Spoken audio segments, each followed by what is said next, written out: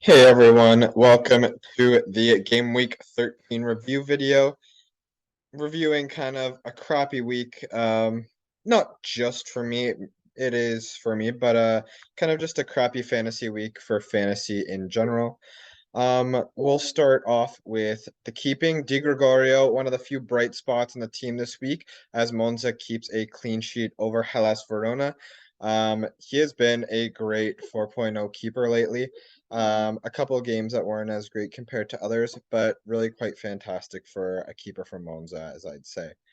The defense was rather crappy all the way around. No clean sheets were kept. Torino started off with a 1-0 win. They gave that up. Beal got a yellow. Dumfries and Tamari both didn't perform, but kind of good that Dumfries didn't, which meant Juve went home with a 2-0 win. In the midfield, more nothing, no attacking returns. Captain Leao just doubled up to 4, so that wasn't that great. Kind of surprising that neither Brahim Diaz, Leao. I at first thought Tomori got the assist, but it was Tonali, not Tomori, on one of the goals. But kind of disappointing there.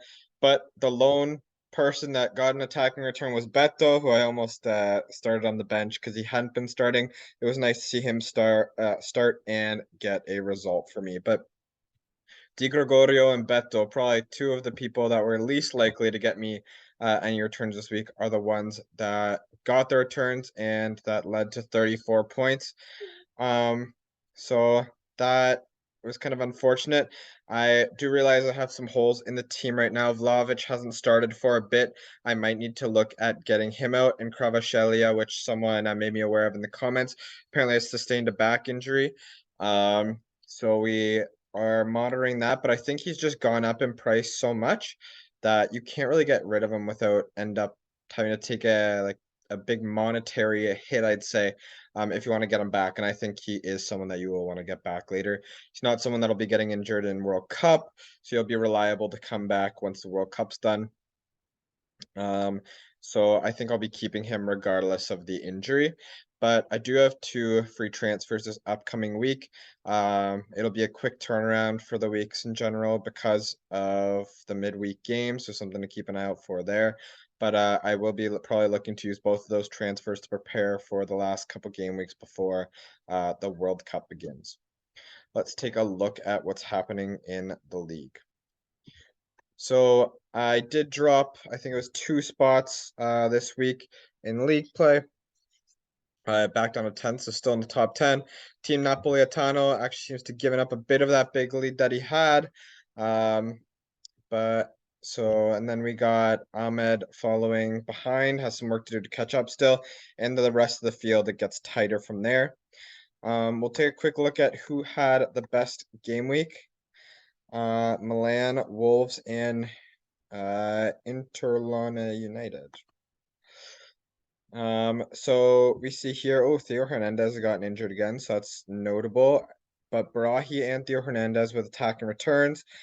And then getting the captaincy from Oshim Henka's Kvaratskhelia didn't play. So that was a really good sub out for him that occurred. But a lot of 1s and 2s there. Generally, your top person in the league is going to have more than 61 points. Just goes to show that it was a pretty weak fantasy week in total, not just for you if you had a bad week, but for a lot of people. Even though I had 34 points, I still came above the average, which is pretty shocking, to be truly honest. Then we'll take one more quick look at our other team that finished on 61s, Interlona United.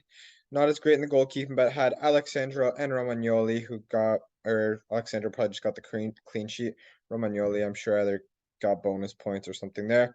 Kostic, what an amazing week for Kostic. Great player to have in your side for this week.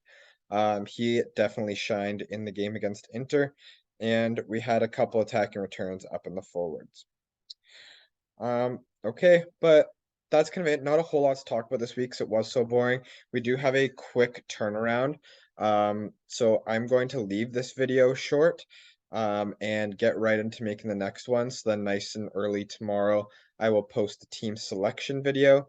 So yeah, I guess looking at this, probably not the most exciting video that I've ever posted, but not a lot of excitement happened, and I'm hoping for better ones in the future where we're scoring more points because points are fun and these kind of weeks just generally aren't. If you played Fantasy Premier League, you probably noticed something similar there too.